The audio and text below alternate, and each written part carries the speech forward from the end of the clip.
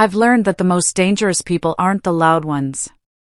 They're the ones who stop asking questions once they're comfortable with the answers they invent. Peter never asked me anything that mattered. We met in the early 80s at University of California, Berkeley. Not romantically. Not memorably. We existed in the same orbit, same lecture halls, same libraries, same tired campus cafes, but we were never each other's story back then. He was ambitious in a restless way. I was quiet by choice. He married Laura Peters after graduation. I married a man named Spiegel. Both marriages failed. Mine gave me a daughter, Jenny. His gave him experience, resentment, and a son from an even earlier relationship he barely spoke about. 5 years after our divorces, we met again by accident at a professional gathering. Peter recognized me instantly. I didn't. That should have warned me. He remembered my name, my major, the color of my notebook covers from a class we once shared. He laughed easily, spoke warmly, and carried himself like a man who had survived disappointment and come out believing he deserved better. I was careful. He was persistent. We married 2 years later. Peter liked to tell people he rescued me from solitude. He never knew I'd chosen it long before him. What he didn't know, and never thought to ask, was why I lived the way I did. I dressed simply. Drove modestly. Worked as a teacher in a local community school. I packed my lunches. I reused notebooks. I declined expensive vacations. Peter assumed I was practical. Sensible. Unambitious. He never once asked how I paid for anything. That was the first mistake. I didn't grow up rich in the way people imagine. No champagne. No flashy houses. No indulgence. I grew up structured. My father was wealthy, yes, but quiet about it. He died young, leaving everything in a trust one wouldn't control directly for years.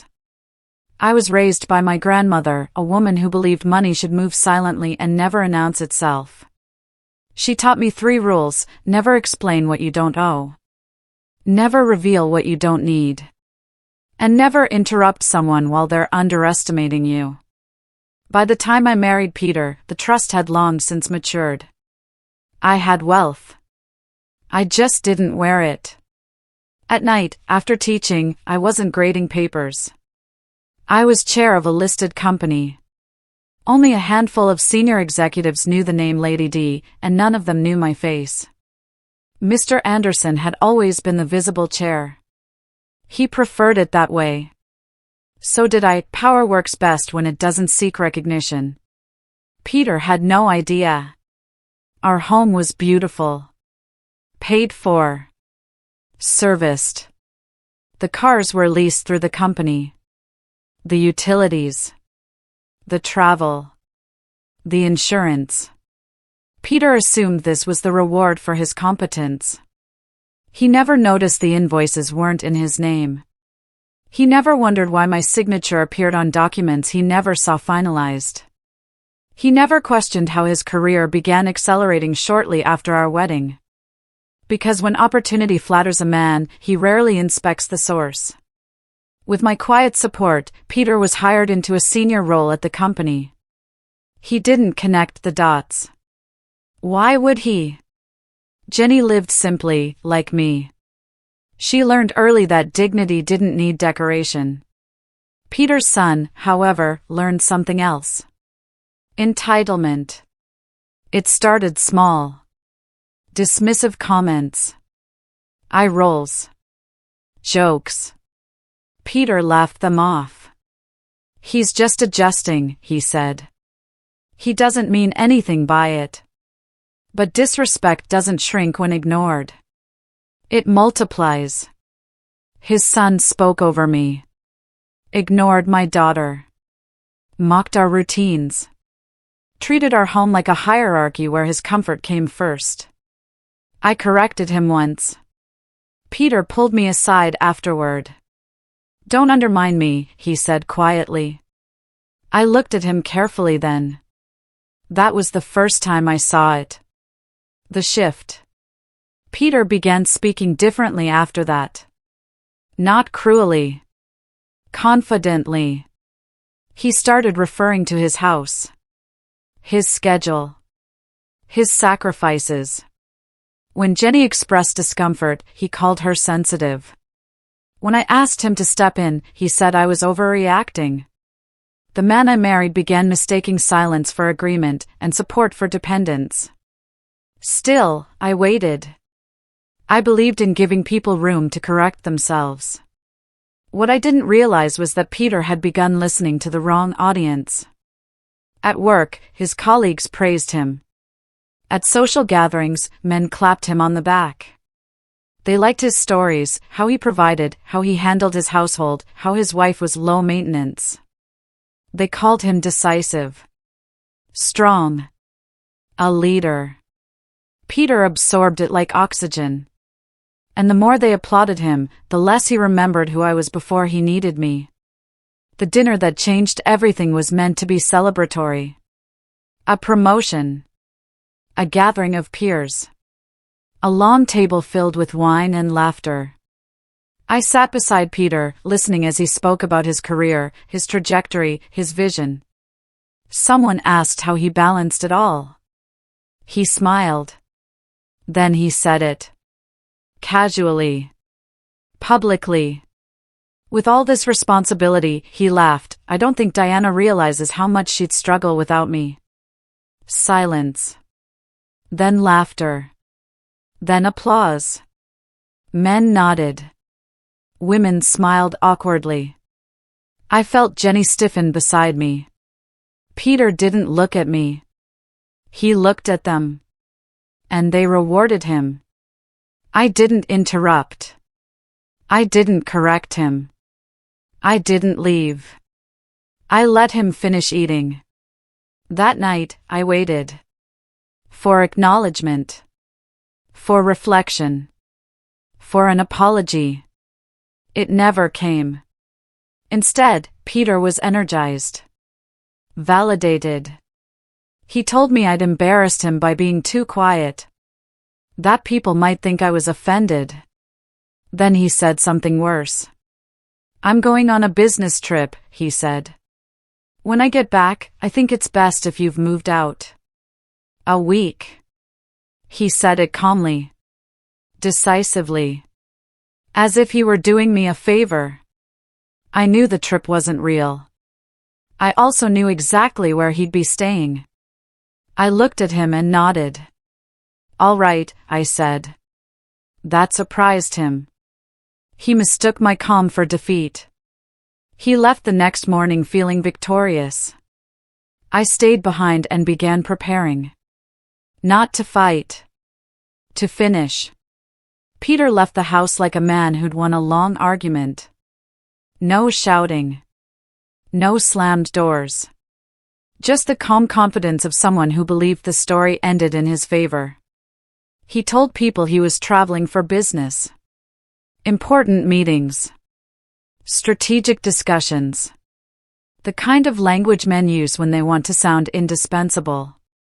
I knew the truth. I owned the calendar. I approved the travel budgets. I knew there was no trip. He was moving in with his mistress for the week, testing a future he'd already decided was better than the present. And he expected me to be gone when he returned. The house felt different once he left. Not emptier. Quieter.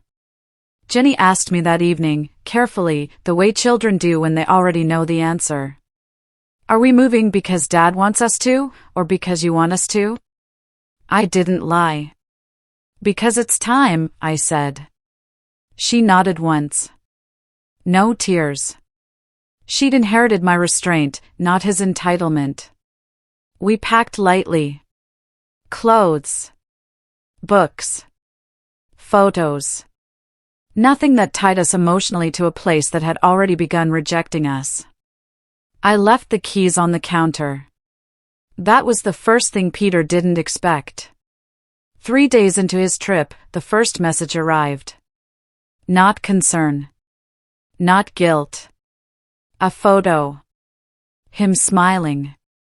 Somewhere expensive. Someone cropped out beside him. No caption. It was a declaration. I didn't respond. Silence, I've learned, unsettles insecure people far more than anger ever could. The divorce papers arrived on day 5. Couriered. Efficient. Cold. Peter hadn't even waited the week. He filed while sleeping in another woman's bed. The terms were generous. To him. No spousal support. No asset claims. No questions. He must have expected resistance. Negotiation. Emotion. Instead, I signed. No amendments. No demands. I agreed to walk away exactly as I'd entered the marriage. Empty-handed. At least, that's what it looked like. Peter was furious when he realized I wasn't fighting. You're making a mistake, he said over the phone. You won't get another chance like this. I smiled. He thought marriage had elevated me. He never understood I had stepped down to meet him. The divorce was fast. Quiet. Almost surgical. No public drama. No social fallout. Peter told everyone I'd been foolish. Naive. Too proud to negotiate. His friends agreed. They congratulated him. They praised his decisiveness. Some of them, the same men who had laughed at that dinner, helped him celebrate his freedom. They toasted new beginnings in my old living room. My furniture. My walls. My silence. A month passed. Peter moved his mistress in. She redecorated quickly. Erased me efficiently. He assumed that was the end of the story. That I would fade into some modest life, teaching, budgeting, adjusting to a world without his provision. He never noticed the absence of interference. No angry emails. No legal pushback. No emotional outbursts. He mistook dignity for defeat. Then the letter arrived. A formal notice. A board review meeting.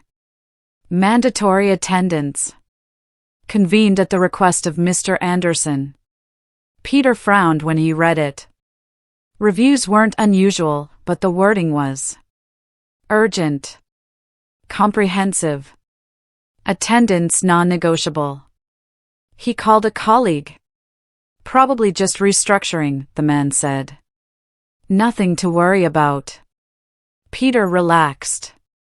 He'd been praised lately. Fast-tracked. Admired. Men like him rarely imagine consequences.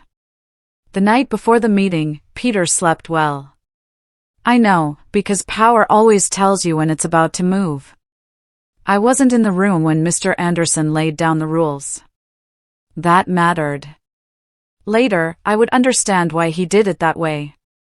I watched the security feed from the anteroom, no sound, just faces. Men who had arrived early, back straight, jackets pressed, confidence rehearsed. Some were joking. Some were checking phones. Some were already nervous. Mr. Anderson stood at the head of the table. He didn't sit. He never did when he wanted gravity. Before we begin, he said, and even without audio I knew his tone. Calm. Unyielding. The chair will be joining us shortly. That alone shifted the room. A few people glanced instinctively toward the door. The chair. Still unseen.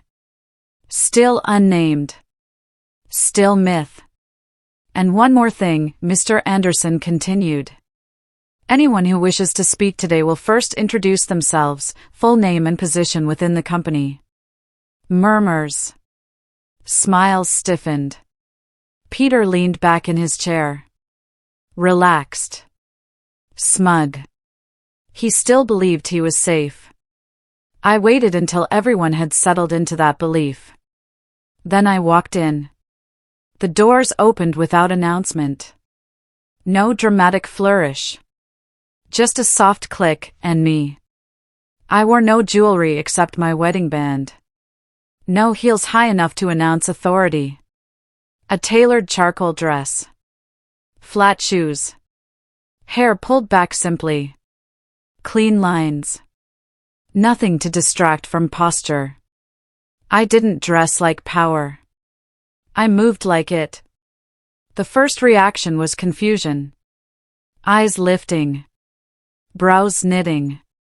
A few polite half-smiles from people expecting an assistant, or legal counsel, or maybe a consultant.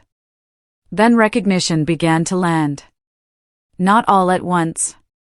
In fragments. A man 2 seats down from Peter stiffened, his mouth opening slightly as if he'd seen a ghost. Another woman's hand froze mid-note. Someone whispered my name. Someone else swallowed hard. Because they knew me. Not as this. But as someone they had overlooked. Ignored. Belittled. Peter didn't move at first.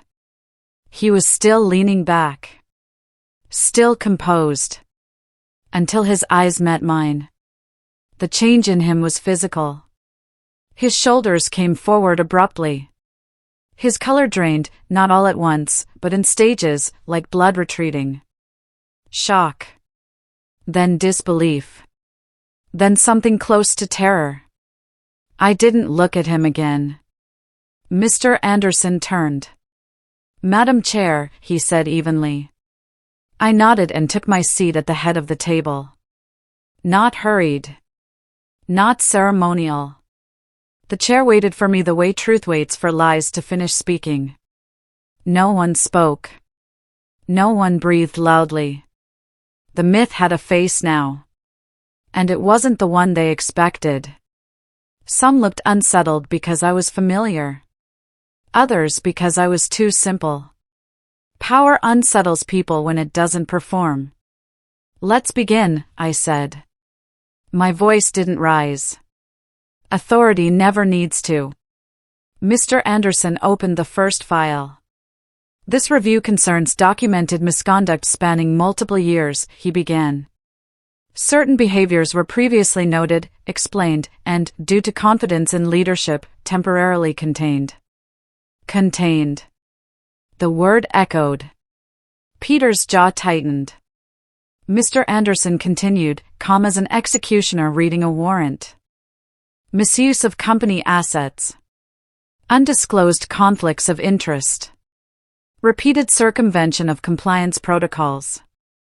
Preferential vendor relationships without declaration." He slid a file across the table. Peter's name was on the tab. In black. Unadorned. Peter raised his hand. Mr. Anderson didn't look at him immediately. When he did, his voice was precise. "Please introduce yourself before speaking." A beat too long. Then Peter cleared his throat. "My name is Peter Harlan," he said. "Senior Operations Director." I watched him say it. Introduce himself. To me.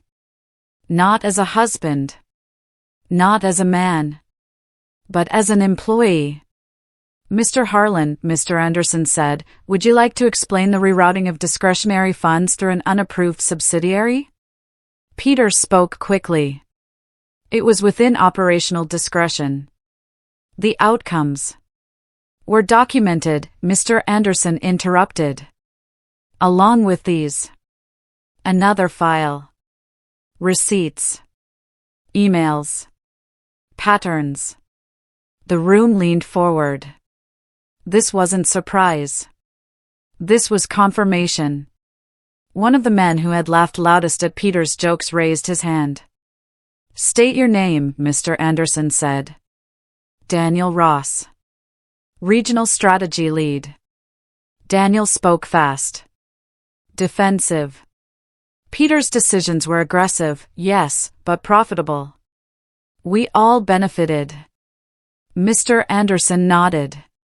Yes, he said. And your name appears here. A third file. Daniel's mouth closed. No one came to his defense. One by one, voices tried to rise. Each time, documentation answered first. I said nothing. I didn't need to. This wasn't personal. It was precise. Finally, Mr. Anderson closed the final folder. Mr. Harlan, he said, based on cumulative ethical violations, misuse of company resources, and failure to disclose material conflicts, your employment is terminated effective immediately. The words were clean. Irrevocable. Mr. Anderson didn't pause. Your access credentials have been revoked. Building entry, digital systems, financial authorizations, disabled. Peter's phone vibrated. Once. Then again. He looked down. That was when it hit him. The company residence you occupy will be vacated within 72 hours, Mr. Anderson continued. Vehicles will be collected. Cards blocked. Any attempted access will be treated as breach. Peter stood halfway. Then sat. Then stood again. Nothing came out. I finally spoke. Not to him. To the room. Leadership, I said evenly, my eyes moving across every face, including his, is not volume. It is restraint. Not visibility. Accountability. I closed my folder. Meeting adjourned. Security entered. Peter didn't argue. He couldn't. Not with witnesses. Not with paper. Not with his own introduction still hanging in the air. As he was escorted out, no one looked at him. Not out of cruelty. But because power, once stripped, becomes contagious shame. I stayed seated. Still. Because the most devastating moment wasn't losing his job. It was realizing the woman he dismissed. The woman he told would have nothing. Had always been the one holding everything. I didn't leave the boardroom immediately. That surprised them.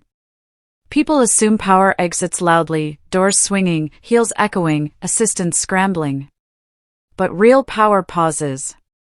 It allows the room to absorb what just happened. I gathered my papers slowly. Around the table, men avoided my eyes. Not out of respect, out of recalibration. They were already rewriting their internal narratives. That's what survivors do. Mr. Anderson waited until I stood before speaking again. Security will escort dismissed personnel, he said calmly. The rest of you will receive instructions by end of day. No one asked questions. They'd learned. When I stepped into the corridor, I didn't look back. I never do.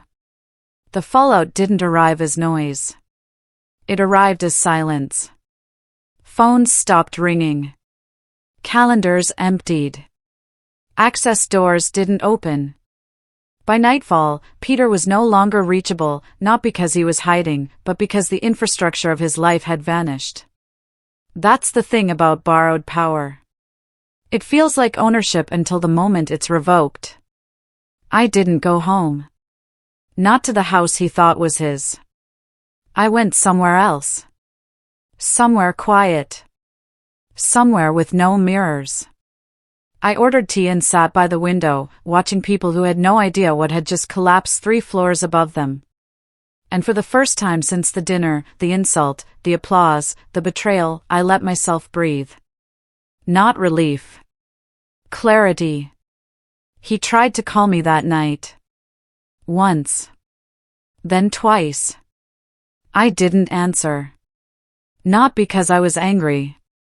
But because there was nothing left to say. 3 days later, I received a formal notice. He'd vacated the house. Security confirmed the vehicles were returned. Company accounts closed. Privileges revoked. The mistress left the same day. She hadn't signed up for disappearance. The irony didn't escape me. He told me I'd have nothing without him. Then lost everything that wasn't his. The divorce had already been finalized. Fast. Quiet. Exactly how he wanted it. He thought walking away clean meant winning. He never understood that I didn't leave empty-handed. I left unattached. Jenny asked me one question. Did you plan this? I looked at my daughter, steady, observant, already learning what men miss. No, I said honestly. I prepared for it. There's a difference. Weeks passed. The company stabilized. Investigations concluded. Some men resigned. Others were quietly removed. No headlines. No spectacle. The kind of cleanup that never makes news, but reshapes institutions. I never spoke about Peter again. Not publicly. Not privately. I didn't need to. His story would follow him. Mine didn't need to chase anyone. One evening, months later, I ran into someone from the boardroom at a charity event. He looked uncomfortable. Then curious. Then respectful. I had no idea, he said finally. I smiled politely. That's usually how it works. The truth is, I didn't win because I revealed myself. I won because I withheld myself. I gave him every chance to apologize. He chose applause instead. I gave him silence. He mistook it for weakness. Power doesn't announce itself at dinner. It waits. It watches. It documents. And when it finally enters the room, it doesn't explain. It adjourns. That was the last lesson my marriage taught me. And the first rule I never forget.